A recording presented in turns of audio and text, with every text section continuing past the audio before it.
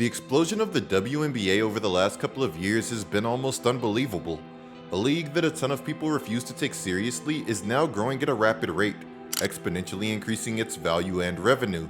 But even with this being true, the infrastructure on which the league is built cannot handle a tremendously important problem, something that is imminent and could jeopardize the WNBA's explosion forever. But before we go any further, if you are enjoying the content, then go ahead and hit that like button, subscribe, and make sure to turn on notifications. I know it all seems super small, but it all helps the channel in a major way. We all know the main reason for the WNBA's explosion, right? That girl from Iowa, Caitlin Clark. Wheeler finds Clark from the logo. But playing at UConn, she is used to all of this. Oh!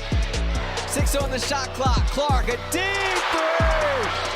Watch that inside hand, that left hand. Caitlin Clark. Pull back to Clark. She will launch and bury a three. It feels like she's broken every record possible, including the legendary NCAA scoring record that had belonged to Pete Maravich for more than 50 years.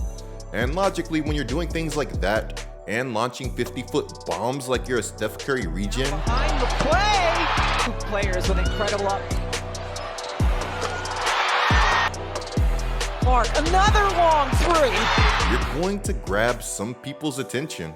But just because she's amazing and doing big things, does that mean that she's responsible for all of the success that the W has had recently? Probably not.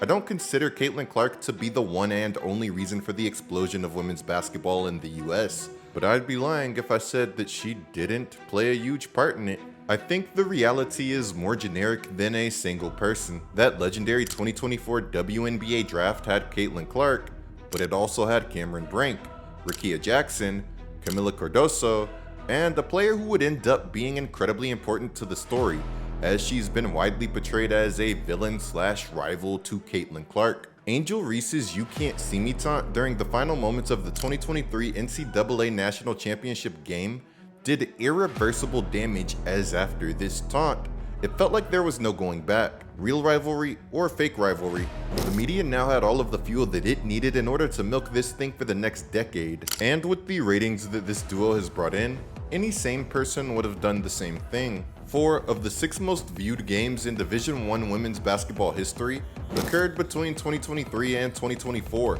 2 of these 4 games, of course, are Iowa versus LSU, and as some people would put it, Caitlin Clark versus Angel Reese. Expectations were sky high, because everyone had become hooked on a rivalry reminiscent of the one that Magic and Bird had starred in the late 1970s. As human beings, we love to see history unfold right before our eyes. We love to be witnesses so we can say that we saw it. And with Caitlin Clark versus Angel Reese, it indeed felt like we were seeing history. In the end, the prophecy turned out to be true. This past season was a wildly successful regular season for the WNBA. Caitlin has, keyword, helped to explode the league's ratings, and people realized that the WNBA was much more appealing than they had thought. But with this popularity for her, and with the league being on the rise before her, this success brought a ton of scrutiny and terrible opinions. Not only did she find extreme aggression with every matchup like a lot of legends of other sports have. I mean, is that displacement? I think it is. Oh, and Marina Mabry's going to get ejected. If the officials saw that, Marina Mabry is going to get ejected. Well, they're going to go and look at it. But Caitlin also had true legends of the league talking about her and questioning if her records were even legitimate. And this was going on before she even set foot in the W. If you're going to break a record, to me, if it's legitimate, you have to break that record in the same amount of time that that player set it. Okay. Right? So if Kelsey Plum set that record in 4 years, well, Caitlin should have broke that record in 4 years. But because there's a COVID year, and then there's another year, you know what I mean? So she's already had an extra year to break that record. Even though I see what she was trying to say here, her case here is missing one really important detail. And we'll get to that in just a second. So is it truly a broken record? I don't know. You think exactly how I don't think so, but yeah, that'll go in the record books as Caitlin Clark is the all-time, whatever it is. I don't even know what the number is, but that's the way it'll be. And I don't think It should be. And the sad part is that record would never be broke because no There'll one's never be another COVID year. Well, COVID year. hopefully not, There's right? never going to be probably another 5 or 6 years you can play in college sports, right? And that's the thing about it, right? Like, it should be a whole separate entity, right? Like this record is this record because of 5 years, or it has a 5th year, so whoever's playing 5 years, y'all in this lane, right? The issue here is that Caitlin Clark didn't even need a mythical 5th year to go on and break this record. And in fact, she actually broke Kelsey Plum's previous NCAA scoring record in less games played than Kelsey Plum. If you're going to call somebody out for their record, then the least that you can do is have your facts straight. I mean, they were out here acting like she was recently drafted Saints QB Tyler Shuck, who got a well-deserved 7 years of eligibility. They clowned my Saints into oblivion for that pick. I actually don't want to know the kind of wrath that Caitlin Clark would have unleashed on women's college basketball if she actually did decide to use that ever so dreaded 5th year. And this was a 4-time champion, 3-time MVP, 3-time DPOY, and arguably the best woman to ever touch a basketball saying this. It wasn't exactly like this was just another pundit or some former WNBA bum. With Caitlin Clark, it's sort of like she's had to suffer from being the new kid on the block, where she doesn't necessarily view herself as the savior of the W or hold any ill will to my knowledge against anybody, and is just trying to do her own thing.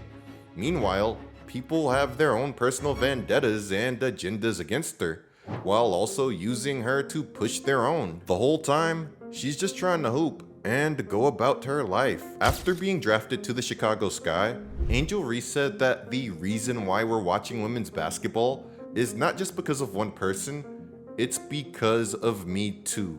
I want y'all to realize that. I'll look back in 20 years and be like, yeah, the reason why we watching women's basketball is not just because of one person, it's because of Me Too, and I want y'all to realize that. Her saying this came off as hateful to a lot of people, and maybe it was or maybe it wasn't, but she was right. At least in the aspect of a lot of people are watching the sport for more than Caitlin. They're watching it for Angel, they're watching it for Paige, and they're watching it for all of the great talent and the competitiveness that the league has, especially Caitlin. But also people are watching for the entire league. She should have never had to say something like that, but with how many people who only bring up Caitlin Clark when bringing up the success of the W, you can see why she did. Caitlin Clark can't help that she's insanely popular and one of the biggest draws in the league. NBA greats and tons of pundits have come to the defense of Caitlin, but they might be doing her more harm than good, even if there is a bit of truth in what they say. Here's what LeBron said. The one thing that I love that she's bringing to her sport, more people want to watch. More people want to tune in. Don't get it twisted. Don't get it f***ed up. Caitlin Clark is the reason why a lot of great things is going to happen for the WNBA. Charles Barkley agreed with Bron. Hey, LeBron, you're 100% right on these girls hating on Caitlin Clark. Y'all petty girls. I expect men to be petty because we're the most insecure group in the world. Oh, you are. Y'all should be thanking that girl for getting y'all ass private charters, all the money and visibility she bringing to the WNBA. Don't be petty like dudes. LeBron, you are 100% right. Y'all girls, stop being petty. Caitlin Clark, thank you for bringing all that money and shine to the WNBA. They can hate on me, but they better. But that mailman better be at my damn house the 1st and the 15th. Him finishing that segment off with the mailman still better be at my house with that check is hilarious. Isn't it crazy how when you don't care, it is really hard to get canceled?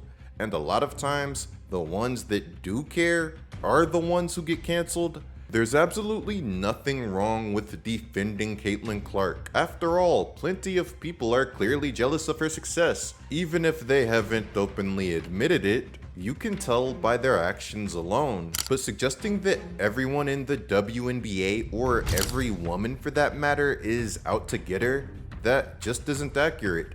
and probably stirs up even more negativity for her in a situation that clearly doesn't need it. This year, Caitlyn has had the most difficult season of her short career, suffering a right groin injury that allowed her to play in only 13 games this season before being sidelined, and it seemed that disaster was looming. There's a unit or a portion of the media that is very pro WNBA to a fault.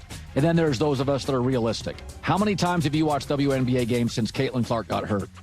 With her injury, a lot of people suspected that the league would lose all its appeal. And while there were many fans who only turned on their televisions to watch the Fever, the reality has been different. Caitlyn has played a huge role in creating an undeniable wave of growth. Her contributions have truly been massive, but even with her sidelined, plenty of people have chosen to keep watching and supporting the W. Even her team, the Indiana Fever, would set viewership highs in an unexpected run to the second round. The truth is that the WNBA is growing fast, but with increased revenue comes increased problems. Caitlyn Clark, the first overall pick from 2024, a player who we are going to be talking about for years to come and will be one of the WNBA greats, earns a salary of $78,000 a year. But if we take the example of a veteran like Kelsey Mitchell, the highest paid player in the WNBA today, the figure is less than $270,000 a year. That's the ceiling. But not only that, the best basketball players in the world had been flying commercial because the league wouldn't allow them to fly charter. Much of that has recently changed, but wouldn't it be crazy to just be casually getting on a plane and you see one of the best basketball players in the world headed to their next game? It's nuts that a world-famous athlete like Caitlyn Clark earns more than 95% of her income from sponsorships. I have to give respect where it's due with Caitlyn being able to make so little relative to her actual worth in the W, and being able to turn down $15 million from Ice Cube and the Big Three. It's not like Ice Cube was out here just giving this offer to anybody. He wasn't even giving a comparable offer to Angel Reese, saying that with Caitlyn it was just to unlock millions of dollars for the league. They didn't tell us the same thing about Angel. Ice Cube can feel comfortable offering Caitlyn Clark $15 million in order to grow his league. But then you have some of the W's biggest stars not even coming close to touching $500,000, with those like Caitlyn Clark not even touching 100K. Caitlyn Clark should absolutely be touching more than that from her WNBA salary alone. She shouldn't have to go overseas like Jasmine Thomas, Bria Hartley, or Brittany Griner just to get paid what she's truly worth. Overseas, they drop the bag for WNBA stars. Before things hit the fan for her, the whole reason Brittany Griner was going to Russia in the first place was to make $1 million a year, a number that's substantially higher than her WNBA salary. That shouldn't have to happen. People will point to the W being supported by the NBA and the league not being profitable, and both of those are accurate. But I think a lot of people would be surprised when they learn about the way that a lot of these companies start off. Remember, the WNBA is an incredibly young league starting in the late 90s and playing its first game June 21st, 1997. A lot of businesses and leagues are not profitable when they start, and continue to not be profitable for many years. The WNBA might have not been profitable in the past, but more money is on the way.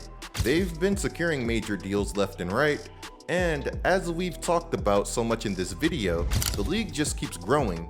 Quite literally, it's expanding. Kelsey Plum has said that there's a misconception of what the players are demanding from the WNBA, saying that they're only asking for a similar percentage of revenue that the men are getting, not the same pay. According to Yahoo, WNBA players receive a mere 9.3% share of the league's income, which is the lowest among top pro leagues in the US. Meanwhile, NBA players get around 50% of the league's basketball-related income. With the massive success, growth, popularity of the WNBA, and that huge TV deal staring down profitability, it's hard to fault any player for wanting more pay. But it's also easy to see why the league has been reluctant, with the league reporting losses of around $40 million just last year. To me, the solution is obvious. Just put Ice Cube in charge of the W. But on a serious note, the two sides have been sort of at a standstill, with the disagreements on multiple fronts. The WNBA might be headed towards the ever so dreaded lockout.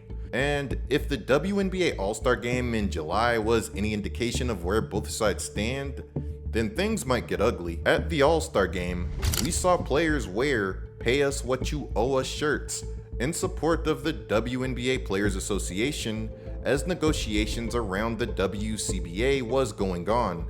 The game was sad. And hey, listen, I'm gonna tell you, you don't have to say anything. So I'm gonna preface, I'm gonna be your vet. Don't say anything. But y'all cannot come out there with those shirts of "Pay us what you owe us." Or pay us what you owe us. And then do that in the All-Star Game. Here's the thing, though. Here's the opportunity. No, here's the thing. No. Here's the thing. I'm gonna let you finish, and then I'm gonna go back. We come out every single night and we show why we deserve the money we deserve. An all-star game where when we have another game in 2 days, I think that is okay. Just like Candace Parker, I couldn't watch the All-Star Game. They wore the "Pay Us What You Owe Us" shirts, which wasn't a bad idea, but then put to paper one of the worst All-Star games that I had ever seen, which added an unneeded irony to the situation. They made the last NBA All-Star Game look like it had the competitiveness of the 2022 World Cup. And if the actual game wasn't bad enough, after the game, somehow Caitlin Clark would yet again find herself at the center of attention when Kelsey Plum would joke that no member of her team put in on the idea to wear shirts. Just United Front was determined this morning that we had a meeting for, and not to tattletale, but 0 members of Team Clark were very present for that. But no, we were just we had a very that really needed to be mentioned. I'm trying to make a situation light, okay? But this was clearly just a bad joke. One where even her All-Star Game teammate Sabrina Ionescu was like, "Come on, woman." But given the seriousness of the situation and all of the unneeded bickering already around Caitlin Clark's name, this was something that was just better left going unsaid. Meanwhile, all Caitlin Clark is doing is holding down the fort and advocating for the league's growth. People want to vilify her so bad, but as she continues to take the high road, she just ends up looking like more and more of a hero. To fully understand just how undervalued Caitlin Clark is, even by the commissioner of her own league, just listen to Fee losing all filters during her exit interview. I also asked how she planned to fix the fact that players like Caitlin, Angel, and Paige, who are clearly driving massive revenue for the league, are making so little for their first 4 years. Her response was, Caitlin should be grateful she makes $16 million off the court, because without the platform that the WNBA gives her, she wouldn't make anything. And in that same conversation, she told me players should be on their knees thanking their lucky stars for the media rights deal that I got them. Once again, the arguments trying to downplay Caitlin Clark's impact missed the point entirely. She had major brand deals lined up before even stepping a foot onto a WNBA court, and players are supposed to be grateful to the commissioner for a media rights deal that's largely thanks to her? Come on, commish, let's keep it real. These brands aren't lining up to watch you play. And I'm sitting here saying commish like the writing hasn't been on the wall. Either way, the 2025 WNBA MVP runner-up, Fee, is already set. She's co-founded her own 3v3 league, Unrivaled, alongside Brianna Stewart, and it's already rewriting the rules and elevating the women's game to new heights. Per Front Office Sports, Unrivaled reportedly paid its players an average salary of $220,000, with no player making less than 6 figures. And pay raises are on the way, trust me. None of this is going away anytime soon, and I'll be keeping you updated every step of the way. So be sure to subscribe and turn those notifications on. Let me know what you guys think of this whole conundrum. Should WNBA players get paid more? Is the league doomed? And where does the league go from here? Anyways, there's some more going on in the basketball universe that I have to be covering.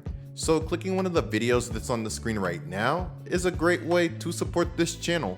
I'm GetLikeCoop, bringing you guys the scoop until our next upload.